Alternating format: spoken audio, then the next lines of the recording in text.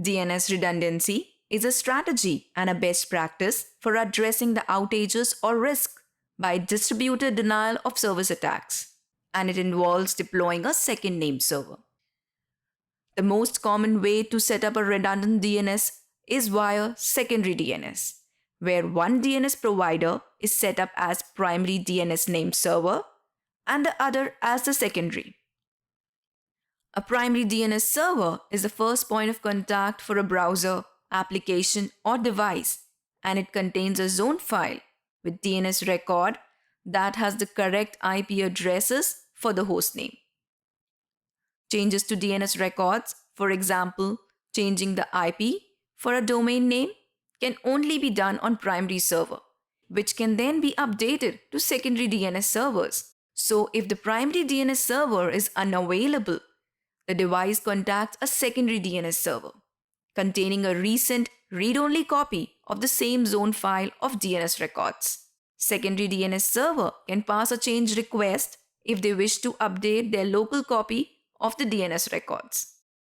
A secondary DNS server receives an updated version of zone file in an operation called zone transfer.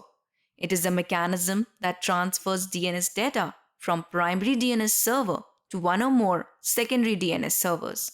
There are two types of messages exchanged between primary and secondary server involved in a zone transfer. They are referred as notifications and transfers. The primary server notifies secondary server of the changes.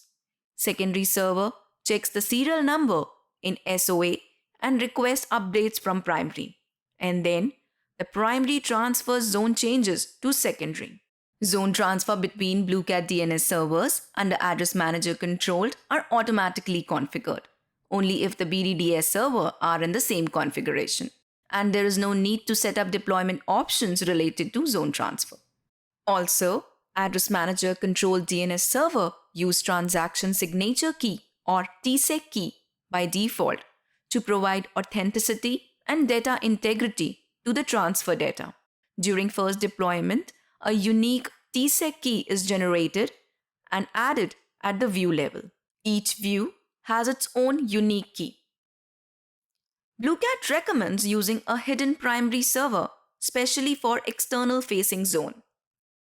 A hidden primary is configured using hidden primary deployment role, and further hide your primary server by specifying different server name in SOA record of the primary field. This server's NS record and glue records are not listed in the DNS zone. This way, the primary DNS server is always protected, as nobody will be able to see that it exists.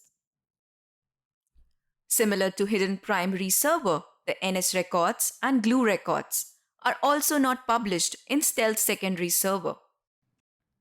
Stealth zone receives zone transfer from primary but no recursive queries. They can be used for testing and disaster recovery scenarios. Once you have set up the deployment roles and deployment options for your configuration, it's time for deployment. Deployment is a process by which the configuration in Address Manager becomes a running set of services on managed DNS or DHCP servers. The deploy function is available in Servers tab. Under Servers, select the checkbox for the server, click Action and select Deploy. Under Confirm Server Deploy, review the list of servers to be updated. Under Services, select the services to be deployed to the server. Click Yes to deploy data to the server. And there, your server is deployed.